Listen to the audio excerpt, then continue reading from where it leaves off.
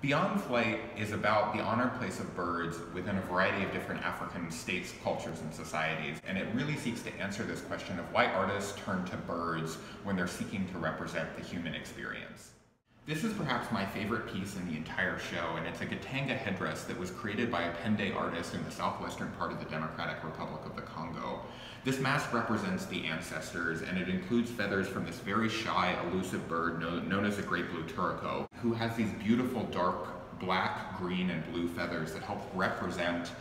sort of darkness, the absence of light, sort of all of these things that define the environment where the ancestors are thought to live.